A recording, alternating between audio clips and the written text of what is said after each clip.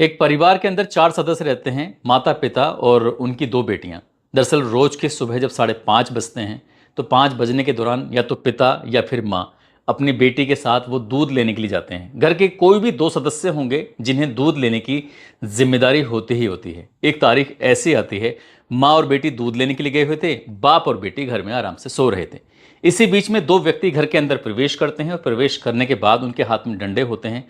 पूरी ताकत से उस आदमी को मारा जाता है, साथ ही पूरी ताकत से उसकी बेटी के सर में डंडा मार दिया जाता है और जैसे डंडा लगता है उसके बाद उन दोनों की मौके पर ही मौत हो जाती है। अब दोनों आराम से इत्मीनान से घर में बैठे हुए थे, इंतजार कर रहे थे कि 2 सदस्य यानी कि माँ और बेटी जब दूध लेकर वापस आएंगे तब उनसे भी निपटा जाएगा, बातचीत की जाएगी। उन्हें बिल्कुल भी एहसास नहीं था कि घर में उनके 2 सदस्यों की मौत हो चुकी है। जैसे ही माँ और बेटी घर में प्रवेश करती हैं, इसी बीच में पूरी ताकत के साथ उनके भी सर में एक एक डंडा मारा जाता है और जैसे डंडा मारा जाता है, इन चारों की लाशों को एक जगह रख दिया जाता है। अब लाशें तो रख दी जाती है, वो सोच रहे थे कि आखिरकार इन लाशों का क्या किया जाए। बाहर लेके जाएंगे तो पतली सी गलियां हैं, किसी को भी पता चल सकता है।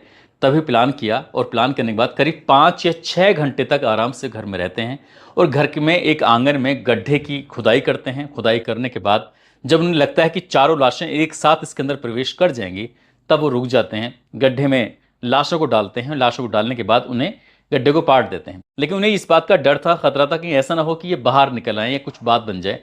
तभी अगले दिन बाजार जाते हैं, बाजार से सीमेंट, रोड़ी, बदरपुर वगैरह से खरीदते हैं। यहाँ से खरीदारी करने के बाद फिर वो मिस्त्री ढूंढते हैं और मजदूर ढूंढते हैं।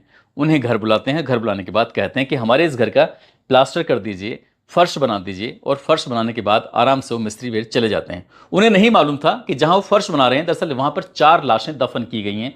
और ऐसे करते करते 16 महीने का वक्त बीत जाता है। 16 महीने बाद अचानक ही वो लाशें निकल के बाहर आ जाती हैं। जब वो लाश निकल के बाहर आती हैं तो पूरे प्रदेश भर में ये घटना चर्चित हो जाती है।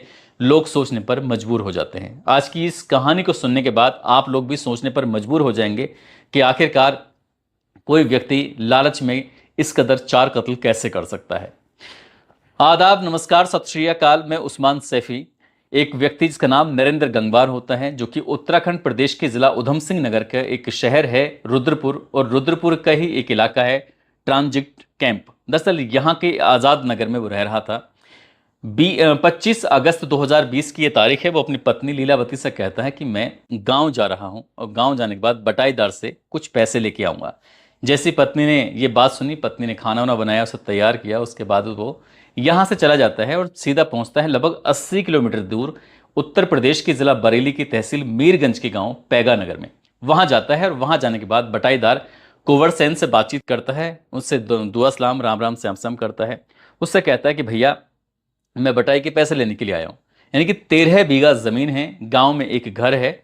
जैसे ही कुंवर सेन ने ये बात सुनी, उस व्यक्ति जिसका नाम नरेंद्र गंगवार होता है, उससे कहता है कि खेत के मालिक नहीं आए, उनसे काफ़ी समय से बातचीत भी नहीं हो रही है। दरअसल ये व्यक्ति जो खेत का मालिक है, नाम उसका हीरा लाल है और हीरा लाल का ये दामाद है। नरेंद्र गंगवार ने जैसे ही बात सुनी, उसने कहा कि भैया, जब से कोरोना काल हमारी ज़िंदगी में आया है ना, कुछ पता नहीं ज़िंदगी कितनी सारी करबटाई लेगी। दरअसल उनका तो देहांत हो गया, उनकी पत्नी का भी देहांत हो गया है, और जो 2 उसकी सालियां हैं वो किसी के साथ भाग गई हैं। जैसे कुंवर सेन ने ये बात सुनी, उससे बड़ा आश्चर्य हुआ। उसने कहा कि ये कब की बात है? उसने कहा भैया, कई महीने बीत चुके हैं।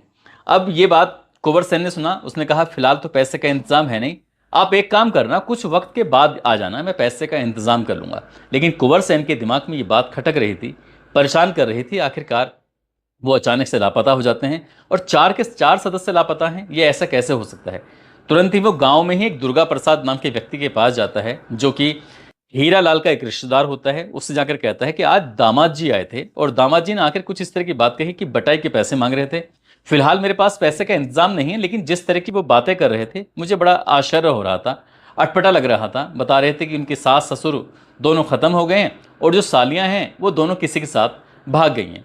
तभी दुर्गा प्रसाद ने कहा कि हाँ, तहसील से एक आदमी मेरे पास आया था और वो कह रहा था कि तुम्हारे दामाद आए थे यहाँ तहसील के अंदर, और तहसील में आने के बाद वो मृत्यु प्रमाण पत्र की बात कर रहे थे कि कैसे बनता है। वो भैया के मृत्यु प्रमाण पत्र की बात कर रहे थे, यानी कि हीरालाल की। अब इन्हें थोड़ा शक होता है, सुबह होता है, थोड़ी टेंशन होती है। वो रात तो किसी तरकीब से कट जाती है, लेकिन अपने घर में, परिवार में वो सलाह मशवरा लेते हैं और सलाह मशवरा लेने के बाद वो पूछते हैं कि एक काम करते हैं, सीधा हमें रुद्रपुर जाना चाहिए। ट्रांजिट कैंप जाना चाहिए, वहां आज़ाद नगर में जाकर लोगों से पूछताछ करनी चाहिए। अब वहां जाके लोगों से पूछताछ करते हैं आज़ाद नगर में कि क्या तुमने हीरालाल जी को देखा है, काफी से नहीं देखा है। तो जो आसपास के लोग कहते हैं कि हमने तो उन्हें काफी वक्त से नहीं देखा है, कहाँ है कहाँ नहीं है। जब ये पूछते हैं तो उनके बारे में पता चलता है कि वो हल्द्वानी चले गए। अब हल्द्वानी रह रहे हैं, ये क्या बात है, हमें इसके बारे में कोई ज़्यादा जानकारी है नहीं। यहाँ से जब कोई संतोषजनक जवाब नहीं मिलता अड़ोस पड़ोस वालों का, तब वो सीधा पुलिस में जाते हैं। पुलिस में जाने के बाद पूरी कहानी बताते हैं। कहते हैं कि जी हमारे भैया है, नाम उनका हीरालाल है, उम्र उनकी लगभग 60 या 62 साल के आसपास रही होगी। उनकी पत्नी नाम उनका हेमवती है, उम्र लगभग 55 साल के आसपास रही होगी। एक बेटी दुर्गा है जिसकी उम्र लगभग 26 साल, एक बेटी है पार्वती जिसकी उम्र लगभग 20 साल। जो सबसे बड़ी वाली बेटी है जिसका नाम लीलावती है, दरअसल उसने साल 2008 में प्रेम विवाह कर लिया था। खेड़ा सराय गांव लगता है देवरनिया इलाके में, जो कि बरेली जिले का इलाका है। वहां का रहने वाला नरेंद्र गंगवार से शादी वादी कर ली थी, प्रेम विवाह कर लिया था। लेकिन उन भैया और भाभी का दोनों बेटियों का कहीं आता पता नहीं है। वो पैगा नगरी मीरगंज से साल 2006 में 5 बीघा जमीन बेचकर यहाँ रुद्रपुर में आकर बस गए थे। और बाकी उनकी अभी जमीन गांव के अंदर है, लगभग 13-14 बीघा जमीन है, खेती बाड़ी भी है और घर भी है। तो ये बात जब पुलिस वालों ने सुना तो उन्होंने कहा कि तुमने अपने स्तर से प्रयास नहीं किया। ढूंढने के बाद देखते हैं कि कहाँ गए कहाँ नहीं गए। बोले साहब हमें तो कुछ लग रहा है, कुछ शक लग रहा है, आप एक काम करिए, इस मामले की आप अपने स्तर से जांच पड़ताल कर लीजिए। अब पुलिस को भी ऐसा बड़ा आश्चर्य होता है, पुलिस की टीम जाती है, वहां जाकर जो जवाब अभी दुर्गा प्रसाद को मिला था या फिर बटाईदार को मिला था, वही जवाब पुलिस को मिल जाता है। पुलिस के रडार पर अब नरेंद्र गंगवार आ जाता है। नरेंद्र गंगवार से बात पूछी जाती है, वो कहता है कि साहब हल्द्वानी चले गए। अब नरेंद्र गंगवार जो है वो उसी मकान में रह रहा है जो सास ससुर यानी कि 2 सालियों का जो मकान होता है, वहां रहते रहते उससे कई महीने बीत जाते हैं। तब उससे पूछा जाता है कि तुम्हारी बातचीत होती है नहीं होती है। बोले साहब मेरी को तो बातचीत होती नहीं है, लेकिन ये मकान मुझे देकर वो यहाँ से चले जाते हैं। और उन्हीं जब उनका कोई अता पता नहीं चलता है तो मैंने अपनी तरफ से तमाम कोशिशें की उन्हें ढूंढने की, तलाश करने की, लेकिन वो मिले नहीं। पुलिस को उसकी बातों पे कुछ आश्चर्य हो रहा था, उसकी बातों में विरोधाभास भी लग रहा था। जब पुलिस ने ये जानने की कोशिश की कि पहले तुम बता रहे थे बटाईदार से कि वो कोरोना काल में मर चुके हैं, अब तुम कह रहे हो कि हल्द्वानी चले गए हैं, ये कुछ अटपटी बात नहीं हो गई है? तभी वो उसकी जो जवाब में कुछ विरोधाभास था, तो पुलिस ने उससे सख्ती से पूछताछ करना शुरू कर दिया है। पुलिस ने जब उससे पूछताछ करने की शुरू की तो उसने बताया कि साल 2008 में जब उसने शादी कर ली थी तो शादी करने से ना तो उसके सास ससुर खुश थे और ना ही उसके परिवार के लोग खुश थे, लेकिन फिर भी उसने अपने सास ससुर के पास जाता है, नज़दीकियां बढ़ाता है और साल 2015 तक उन्हीं के साथ, उन्हीं के घर में वो रहता है। इसी बीच में किसी न किसी बात को लेकर कहासुनी हो जाती है, रोज ताने दिए जाते थे, कभी सास ताने दे रही है, कभी ससुर ताने दे रहा है, कभी सालियां ताने दे रही हैं। इसलिए मैं इन तानों से परेशान हो जाता हूं और साल 2015 में इस जगह को छोड़कर, उनके घर को छोड़कर वहीं आसपास में ही किराए पर रहना शुरू कर देता है। इसके बाद फिर वक्त आगे बढ़ने लगता है, बेटा इनके कोई होता नहीं है। तभी उसने कहा कि जो भी जमीन हमारे हिस्से में आ रही है या तो जमीन दे दो या फिर पैसे का इंतजाम कर दो ताकि हम भी अपना काम कर सकें। जब दामाद ने अपने सास ससुर से इस तरह की डिमांड की, मांग की, तो सालियों ने इस बात पर एतराज करना शुरू कर दिया कि तुम्हें कुछ भी नहीं मिलेगा, तुम अपना काम करो, तुम वैसे भी तुमने प्रेम विवाह किया है, इनकी मर्जी से शादी नहीं की है। इसी बात को देखते हुए घर में कोई ना कोई कहासुनी होती रहती थी। तभी उसने एक प्लान बनाया कि क्यों ना इन सब का काम तमाम कर दिया जाए। इसलिए उसने 5 अप्रैल साल 2019 की ये तारीख है, उसने अपनी पत्नी से कहा कि तुम बच्चों को लेकर बरेली चले जाओ कुछ दिन के लिए और मैं तुम्हें छोड़ने चले जाता हूँ। वो अपनी पत्नी को बरेली छोड़ के आ जाता है। उसके बाद वो इंतजार कर रहा था उस तारीख का, यानी कि वो तारीख आती है 20 अप्रैल 2019। सुबह के लगभग 5 बजे के आसपास का वक्त हो रहा था। वो जाकर गली में इधर उधर छिप जाता है और जब देखता क्या है कि उसकी जो सास हेमवती है और छोटी साली पार्वती, वो दूध लेने के लिए सुबह 5:30 बजे के आसपास घर से निकलते हैं और दरवाजे को ऐसे ही बंद करके चले जाते हैं, ना कोई ताला लगाते हैं ना कुछ करते हैं, और यहाँ से सीधे अपने दूध लेने के लिए चले जाते हैं। इसी बीच में एक दोस्त है उसका जिसका नाम विजय है, जो कि उसके गांव के पास का रहने वाला है। विजय गंगवार से संपर्क करता है, कहता है कि यहाँ से जो भी मिलेगा उसका 50% मैं तुम्हें दे दूंगा, तुम्हें मेरा उसको साथ देना पड़ेगा। अब नरेंद्र गंगवार अपने दोस्त विजय गंगवार को अपने साथ लेकर सीधे ससुराल इनकी सास ससुर के घर में जाता है। वहां जाकर देखता क्या है कि जो उसका ससुर है हीरालाल वो आराम से सोया हुआ है, उसकी जो साली है दुर्गा वो भी सोई हुई है। वहीं पास में एक डंडा रखा हुआ था, उस डंडे को उसने पूरी ताकत के साथ अपने ससुर के सर में मारा और इतनी ताकत से मारा कि उन्हें चीखने चिल्लाने का अवसर ही नहीं मिला। ठीक वैसे ही उसने अपनी साली को मारा और पूरी पूरी ताकत के साथ उसको भी चीखने चिल्लाने का कोई अवसर नहीं मिला और उन्हें वो तब तक मारते हैं जब तक क्या उनकी मौत नहीं हो जाती। कोई शोर शराबा नहीं, कुछ नहीं, आराम से मारकर वो एक कमरे में उन्हें रख देते हैं और वो इंतजार कर रहे थे कि कब उसकी छोटी साली और सास आएगी। जैसी वो दोनों आती हैं, उन दोनों के आने का इंतजार किया जाता है और मौका पाते ही उनके सर में भी बहुत तेजी के साथ डंडा मारा जाता है। जैसे डंडा लगते ही वो पहली बात तो बेहोश हो जाती हैं और बेहोश होने के बाद उनको फिर वो डंडे से तब तक मारते हैं जब तक कि उनकी मौत नहीं हो जाती। और उसके बाद वो चारों लाशें घर के अंदर रखी हुई थी। वो सोच रहे थे कि आखिरकार इन लाशों का क्या किया जाए।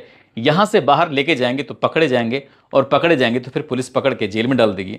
तभी इनके दिमाग में ख्याल आता है कि क्यों ना घर में ही गड्ढा खोदा जाए और गड्ढा खोदने के बाद उनको यहीं दफना दिया जाए। इसके लिए उसने आंगन में लगभग 5 या 6 घंटे तक कड़ी मेहनत की और कड़ी मेहनत करने के बाद गड्ढा खोदा और गड्ढा खोदने के बाद अपनी सास ससुर दोनों सालियों को उसके अंदर दफन कर देता है, मिट्टी को वापस रख देता है। अगला दिन बड़े आराम से ऐसे निकलता है जैसे कुछ होता ही नहीं है। आसपास के लोगों से कहता है कि सास ससुर तो कहीं बाहर चले गए हैं, उन्होंने कहा कि इस मकान को बेचना है, सेल करना है, इसलिए यहाँ का फर्श वर्श बनवाना है, कहाँ से मिस्त्री मिलेंगे, कैसे मिलेंगे। आसपास के लोगों से ही बात पूछता है। आसपास के लोग बताते हैं कि आपको सामान कहाँ मिलेगा, मिस्त्री कहाँ मिलेंगे, मजदूर कहाँ मिलेंगे। वो जाता है, मजदूर का इंतजाम करता है, मिस्त्री का इंतजाम करता है। उसके बाद फिर रोड़ी बदरपुर सीमेंट वगैरह लेके आता है और पूरे घर में बाकायदा आराम से फर्श करवाते हैं। कई दिन का समय लगता है, फर्श वर्श हो जाता है। उसके बाद वो अपनी पत्नी से कहता है कि हम लोग किराए पे क्यों रहें, वैसे भी वो यहाँ से रुद्रपुर चले गए, आप एक काम करो, हम लोग भी यहीं रहना शुरू कर देते हैं। लेकिन सास ससुर के मकान में वो रहना शुरू कर देते हैं और उसकी चारपाई अक्सर वहाँ बिछती थी, वहाँ लगती थी जहाँ चारों लाशें रखी हुई थी। वो आराम से इत्मीनान से सोता था, बेफिक्र होकर। उसे बिल्कुल ऐसा लग रहा था कि कभी पकड़े नहीं जाएंगे।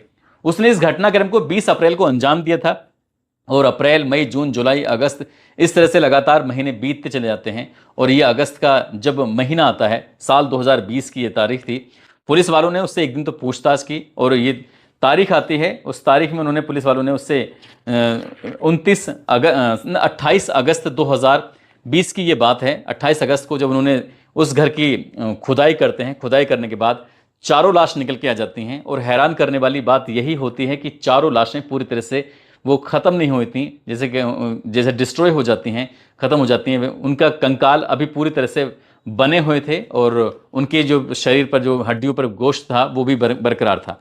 आखिरकार उन्हें बाहर निकाला जाता है और उसके बाद पोस्टमार्टम किया जाता है। पोस्टमार्टम के बाद भी ये क्लियर हो जाता है कि इनके सर में कोई भारी वस्तु मारी गई थी जिसकी वजह से इनकी मौत हुई है। आखिरकार पुलिस ने डीएनए सैंपल भी लिया और ये मामले की जांच पड़ताल भी की। पुलिस को एक बात लास्ट तक खटकती रहती है कि लीलावती जो उसकी पत्नी है, दरअसल वो उनकी सबसे बड़ी वाली बेटी है और उनकी माँ बाप दोनों बहनें अचानक से लापता हो जाती हैं, गायब हो जाती हैं। लेकिन लीलावती ने ना तो कभी पुलिस से जानने की कोशिश की, ना ही अपनी पति से जानने की ढंग से कोशिश की कि आखिरकार वो कहाँ हैं। तब पुलिस ने जब उसको हिरासत में लिया, बड़ी वाली बेटी को, और उससे पूछताछ करने की कोशिश की, तो बड़ी वाली बेटी ने बस एक ही रट लगाई हुई थी कि उसे इस बारे में कुछ नहीं पता है। दरअसल उसके पति ने बताया था कि वो हल्द्वानी चले गए और उन्होंने ये मकान उनको गिफ्ट कर दिया है। तो मैंने कुछ जानने की कोशिश इसलिए भी नहीं की, जब साल 2008 में ये प्रेम विवाह किया था तो उसके माता पिता और दोनों बहनें उससे नाखुश थीं, उससे ज़्यादा बातचीत नहीं करते थे। जब वो घर में रहती थी तब भी उसको ताने मारते थे, इसलिए उसने उनके बारे में ज़्यादा जानने की कोशिश नहीं की। पुलिस ने जो भी आरोपी थे उन्हें गिरफ्तार किया, गिरफ्तार करने के बाद जेल भेजा। और ये मामला उस दौर में इतना चर्चित रहा था कि लोगों को यकीन नहीं हो रहा था कि दामाद ने 4 सदस्यों का कत्ल करने के बाद उनकी घर में ही कब्र बना दी, घर में ही कब्रिस्तान बना दिया, उनको वहां दफन किया और उनके ही ऊपर वो चारपाई लगा के आराम से सोता था मस्त होकर। लेकिन 16 महीने बीत जाने के बाद यहाँ पर जो बटाईदार होता है, जो खेत किसान था, जो इसने हीरालाल की ज़मीन ली थी, उसकी होशियारी की वजह से, गांव का ही जो एक रिश्तेदार लगता है दुर्गा प्रसाद, उन दोनों की समझदारी की वजह से इस घटनाक्रम का खुलासा हो जाता है। कातिल सलाखों के पीछे पहुंच जाते हैं। दोस्तों, इस पूरे घटनाक्रम को सुनाने का उद्देश्य किसी को परेशान करना नहीं है, किसी का दिल दुखाना नहीं है, बल्कि आपको जागरूक करना है, आपको सचेत करना है। और जाते जाते ये अदिति गुप्ता हैं, जो कि उत्तर प्रदेश मेरठ की रहने वाली हैं। आज इनका जन्मदिन है, इनको जन्मदिन की ढेरों सारी शुभकामनाएं, बहुत बहुत मुबारकबाद। कुछ लोगों ने नाम लेने की अपील की है, जिसमें मोहम्मद मकसूद अंसारी हैं, सुग्रीव यदुवंशी मैनपुरी से, अर्नब मौर्य उनकी बेटी कर्णिका मौर्य हैं, रायबरेली से आयशा खान, सीनू भाटिया, राजेश कसोधन, मुजाविर खान मेवात से, निशांत प्रजापति, सुमन देवी, दीपेंद्र यादव, शाहिद आजमी आजमगढ़ से, मोहम्मद वाजिद, प्रेम नेहरा, फुरकान चौहान, साबिर मलिक ओम प्रकाश, दानपाल वर्मा, गोपाल कृष्ण पटेल, वसीम सैयद, इन लोगों ने नाम लेने की अपील की थी। आप सब लोग अपना ख्याल रखें, सुरक्षित रहें। जय हिंद, जय भारत।